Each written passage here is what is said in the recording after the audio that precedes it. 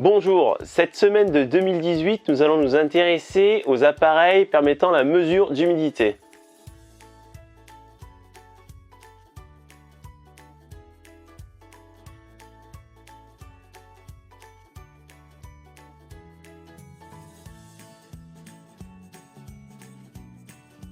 Par humidité, on entend la quantité de vapeur d'eau qui se trouve dans l'air ou la quantité d'eau dans le bâtiment.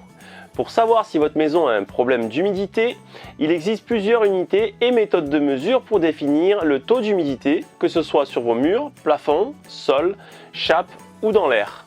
Avant de parler des appareils de mesure, nous allons parler des unités de mesure que nous allons utiliser. Pour l'air, nous allons utiliser le pourcent RH, qui est le pourcentage d'humidité relatif, ainsi que la température en degrés Celsius. Pour les matériaux, nous allons plus parler en pourcent H, qui est le pourcentage d'humidité dans le support, ou en digits. Ces deux mesures donnent une approximation de l'humidité se trouvant dans le support. Nous avons le pourcent CM, qui est le pourcentage par la méthode de carbure de calcium, et le pourcent M, qui est le pourcentage de la masse. Cette méthodologie permet de mesurer l'humidité relative dans l'air. Qu'est-ce que l'humidité relative? Cette humidité relative correspond à la quantité de vapeur d'eau dans l'air par rapport à la capacité maximale que ce dernier peut contenir. Pour cela, nous allons vous montrer des appareils du type hygromètre, thermohygromètre et thermohygromètre à infrarouge. Nous avons cet appareil qui est simple, qui nous donne deux mesures. Simple à utiliser, on l'allume et nous avons le pourcentage RH qui est le pourcentage d'humidité relatif, entre autres ici à peu près à 48-49, et la température qui est à peu près à 22 degrés. Voilà. Nous avons ce type d'appareil, alors qui lui concentre 3 unités de mesure. Et ces 3 unités de mesure nous permettent de comprendre le diagramme de Mollier, c'est-à-dire que nous avons la température de l'air, la température de contact, c'est-à-dire le mur ou le support que l'on veut mesurer en température, et l'humidité relative. De plus, pour faciliter, c'est-à-dire qu'il est sous la forme d'un pistolet, simplement, donc en l'allumant, on a la température, donc pour l'exemple, si je prends la température, entre autres là, c'est le point rouge que j'ai. Donc là, mon corps est à 32,6, ou la température du mur à 23,4. Et l'humidité relative à 45,8. Donc la combinaison de ces 3 unités de mesure nous permet de savoir si le mur que je suis en train de cibler a une possibilité de passer par le point de rosée, donc avoir des problèmes de condensation. Tout simplement, cela est représenté par 3 voyants vert, jaune, rouge. Dans le cas présent, si on est dans le vert, c'est-à-dire qu'on est loin du point de rosée. Si on s'approche dans le orange, c'est-à-dire qu'on s'approche du point de rosée, on peut avoir un danger, une problématique. Ça peut être dû à un manque d'isolation de ce mur-là ou à un point de défaut d'étanchéité. Et si on est dans le rouge, c'est qu'on a dépassé ce point de rosée, ce point de condensation, donc que la vapeur présente dans l'air va automatiquement et obligatoirement se transformer en eau, donc en problématique de condensation, moisissure, etc. Voilà, tout simplement avec le voyant qui s'affiche sur le haut et les éléments qui sont affichés sur l'écran. Voilà. Il n'y a qu'une facilité d'utilisation puisqu'en plus il a même le format d'un pistolet pour pouvoir prendre les mesures très rapidement. Un autre type d'appareil qui lui est combiné, on peut mettre plusieurs sondes dessus, entre autres cette sonde là pour avoir l'humidité relative et la température, et on est affiché. Et l'écran affiche directement. Donc là, on est chez Trotec, qui est un fabricant connu pour avoir un très large choix d'appareils de mesure liés à l'après-sinistre, entre autres à l'humidité. À l'humidité et des appareils donc liés aussi à l'incendie. Voilà. Donc pour cet appareil-là, qui est le T3000 de chez Trotec, en branchant cette sonde, nous avons l'humidité relative et la température, avec plusieurs possibilités d'enregistrement sur une période. Et le programme est assez diversifié pour pouvoir faire plusieurs types de travail et de suivi sur un dégât des eaux. Après avoir parlé des appareils permettant la compréhension et les mesures d'humidité de l'air, nous allons parler des appareils permettant les mesures dans les matériaux. Avant cela, un conseil, lorsque l'on veut mesurer un support dans un bâtiment, il est nécessaire d'effectuer sur une partie sèche de l'élément qui sera définie comme valeur de référence. Par la suite, la mesure effectuée seront comparées à cette valeur de référence pour déterminer les zones humides. Je m'explique. Je viens prendre une mesure d'humidité sur un mur. Je m'assure que ce mur soit construit du même matériau, puisque chaque matériau réagit différemment à l'humidité par rapport à sa porosité, par rapport au type de matériau avec lequel il est construit. Donc si je viens prendre une humidité, la valeur à un endroit de ce mur, mais que ce mur est en placo-plâtre à cet endroit-là, et que je viens le comparer à un autre endroit de ce même mur, mais qu'à cet endroit-là, je suis sur un mur porteur en béton, les valeurs que j'aurai prises seront totalement différentes, mais ce n'est pas pour autant qu'il y a une problématique. Un placo sec tourne aux environs de 20 digits, et un béton de plus de 10 ans sera aux environs de 45. Donc même si on a un delta de 25, ça ne veut pas dire qu'il y a un problème. C'est tout simplement que ce n'est pas le même matériau. Donc s'assurer que vous êtes bien sur le même type de matériau quand vous prenez vos mesures. Ça c'est la première des choses, tout simplement en tapant sur le matériau. D'accord ? Par expérience, vous le saurez. À partir de ce moment-là, si vous arrivez sur un mur avec un dégât des eaux qui s'est produit par le bas, vous savez automatiquement que le haut du mur sera sec.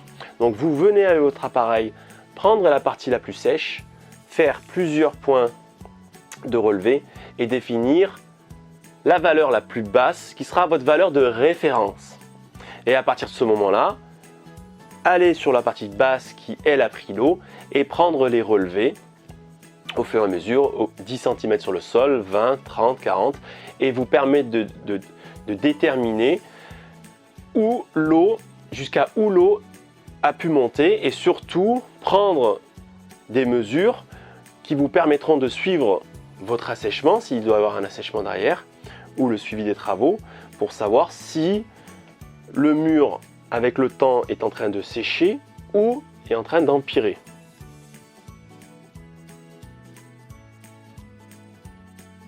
Cette méthode consiste à implanter 2 électrodes dans le support analysé. Le courant passant entre ces 2 pics permet de mesurer la résistance électrique et ainsi de définir le taux d'humidité en digits. Plus le courant passant entre ces 2 pics est rapide, plus il y a d'humidité dans ce matériau. Il existe différents types d'électrodes pour permettre de mesurer des supports différents. Nous avons des électrodes plates pour mesurer l'humidité dans un isolant en les enfonçant depuis le joint de dilatation entre le mur et la chape. C'est-à-dire, vous voyez sur ce type d'électrode, étant donné qu'elles sont très plates, nous avons la possibilité de déposer les plinthes et d'introduire ces électrodes jusqu'à récupérer, passer par la chape, l'isolant, et récupérer la dalle béton. Ces électrodes sont couvertes pour ne pas nuire au relevé d'humidité et avoir simplement le relevé d'humidité fait sur le bas, c'est-à-dire au niveau de la dalle. Nous avons des électrodes rondes, généralement utilisées pour les sols avec revêtement carrelé, où il est nécessaire de faire des trous pour mesurer. C'est-à-dire que nous perçons des trous entre les joints, introduisons ces électrodes et avec le même procédé que les plates, allons récupérer la résistivité entre les 2 électrodes, c'est-à-dire le courant passera entre cette électrode et cette électrode-là, et plus le courant est rapide, moins il a de résistance et plus il y a d'humidité. Et cela sera affiché directement sur l'appareil en % cm ou en digits ou en pourcentage. Pour cela, l'appareil Trotec est pratique puisque si vous avez la capacité de définir, dans ce cas-là, je suis sur une chape anhydrite, je rentre le paramètre directement dans l'appareil en disant sur quel type de chape je me trouve et lui me fera la conversion pour me le sortir en %cm. Sur d'autres appareils plus simples, nous n'avons pas cette possibilité et à ce moment-là, on aura un pourcentage d'humidité ou en digits, c'est-à-dire une approximation de l'humidité qui se trouve dans le support. Nous avons ce type d'appareil qui est un appareil très simple que vous trouvez en grande surface ou un peu partout et qui vous permet de mesurer différents matériaux tels que le bois ou le plâtre. L'inconvénient principal de ce type d'appareil, c'est qu'il dégrade le support étant donné que l'on doit aller chercher à l'intérieur pour pouvoir prendre la mesure. Le T3000 de chez Trotec permet aussi de faire des mesures par résistivité, comme nous l'avons déjà défini avec les sondes plates, les sondes rondes, ainsi que ce type de sonde à pic, où nous avons la possibilité même de changer le type de pic ou surtout la longueur de ces pics-là. L'avantage du T3000, étant donné qu'il a un écran numérique, c'est pour les mesures d'humidité pour le bois, de définir à l'intérieur de l'appareil quel type d'essence de bois vous allez prendre. Donc rentrer directement l'essence dessus et grâce à ça d'avoir un taux d'humidité qui sera transcrit ou avoir une compréhension si le taux d'humidité est dans la norme ou non par rapport au type d'essence de bois que vous avez en face de vous. Cette technique permet de mesurer la constante diélectrique d'un matériau. Cet appareil permet d'effectuer une mesure de proximité de surface jusqu'à une profondeur de 40 mm ou 4 cm. Il affiche les résultats des mesures sous forme de digits, c'est-à-dire sous forme de nombres, entre autres de 0 à 100 pour ce type d'appareil ou de 0 à 200 pour ce type d'appareil. Les résultats dépendent de la constante diélectrique du matériau et de sa masse volumique. Plus le matériau est humide et plus sa masse volumique est importante, plus les résultats seront élevés. L'avantage principal de ce type d'appareil, c'est qu'il ne détruit pas le support puisqu'il suffit simplement de le rapprocher du support pour prendre les mesures. Nous avons le Trotec BM3130 ou d'autres encore plus récents qui permet de prendre ces mesures. Il suffit simplement de l'allumer, de rester appuyé quelques secondes en s'éloignant des murs des supports, 3 secondes, qui lui permet de se calibrer et de prendre la mesure directement sur le mur, si possible à 90 degrés de votre mur, et de prendre la mesure. Vous avez une lecture instantanée, vous pouvez même bouger en même temps votre appareil et lire au fur et à mesure les digits qui représente le taux d'humidité dans ce support-là. Vous avez la possibilité de le faire aussi avec le T3000 avec une des options en plus et le connecter directement à l'appareil grâce à son câble et prendre le même type de mesure. En plus de cela, si vous voulez avoir une représentation de l'humidité d'un sol ou d'un mur, l'appareil vous permet d'enregistrer la longueur et la largeur de ce mur, de prendre un point tous les 1 mètre, si cela vous convient, et de récupérer l'ensemble de ces données et d'avoir un graphique avec des nuances de couleurs vous permettant de comprendre l'humidité se trouvant sur ce support. Il s'agit de la même méthodologie que la mesure capacitive, sauf que celle-ci permet de mesurer toujours en digits l'humidité de profondeur jusqu'à une profondeur de 30 cm. L'avantage principal aussi de cette technologie, c'est que les sels hygroscopiques n'influencent pas le résultat.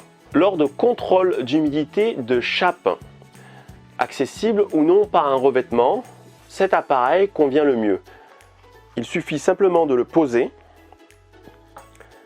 sur le sol, de définir le type de chape que vous avez et de prendre les mesures en %cm sur l'ensemble de la surface. De plus, il est possible de rajouter la superficie complète de la surface à prendre en mesure et d'introduire les résultats directement dans l'appareil et de sortir un rapport qui vous permettra d'avoir une compréhension générale et de le fournir au client directement.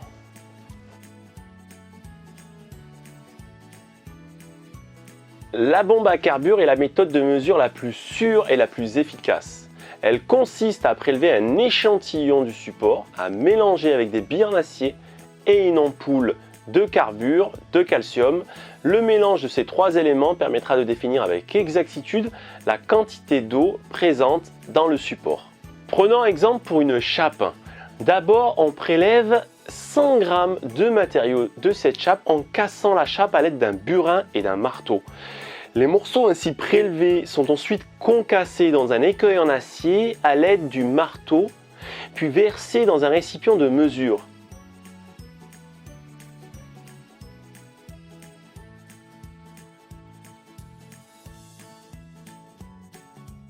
On introduit alors des billes en acier, puis une ampoule de verre contenant du carbure de calcium, et on secoue énergiquement le tout.